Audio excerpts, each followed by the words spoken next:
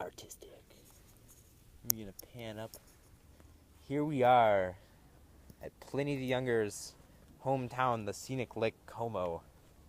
Very scenic. So scenic. Clear water everywhere. So pretty and clear. It's known for the cleanliness of its water. Como, among other things, is known for some of its beautiful nature, unimposed upon by mankind. Welcome to Time Warp Interviews, the only TV show that brings dead people back to life to interview them. I'm Monica, and today we'll be interviewing the famous Roman writer, Pliny the Younger. He's most famous for his letter to Tacitus explaining the Vesuvius eruption. So let's bring him back. Welcome Gaius Plinius Caecilius Secundus, better known as Pliny the Younger. You are in the year 2014 at the Time Warp interview station in Como, Italy, your hometown. I'm Monica, and you've been briefly brought back to life to answer some of our questions. Wow, I never imagined people would invent a way to bring people back from the dead. I'd love to answer some questions. Thank you, that's great. So let's talk about Pliny the Elder. Your uncle, which contrary to most people's belief, isn't your father. Well, yes, he took me in when I was very young and my father died, and he educated me, and he died saving people in the Vesuvius eruption.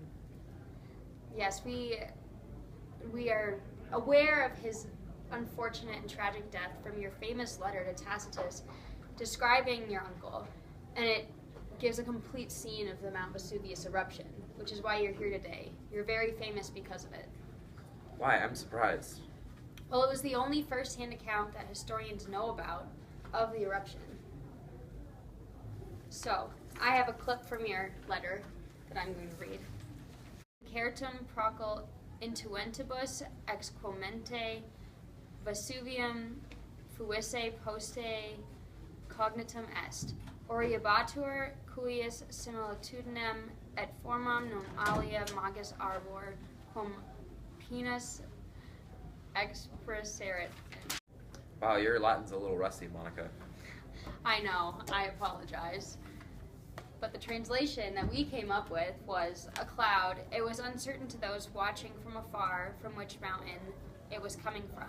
Afterwards it was known to have been Vesuvius, was rising up, whose resemblance and shape could best be portrayed by a pine tree. That's about it. Can you tell us a little bit about that day? Well, it was pretty dramatic. My mother saw this cloud rising up from the mountain, and then my uncle decided to go investigate it, and he sailed off, and I stayed. I declined his offer to go with him and stayed and studied while he went off, and I don't know, one thing led to another, and he ended up having to try and save people, and he got caught up in the eruption himself, and he died, very bravely trying to save people. He was a very brave man, and your letter has made you immensely famous, as well as your uncle. So thanks for joining us today on Time Warp Interviews. That's unfortunately all we have time for. Join us next week.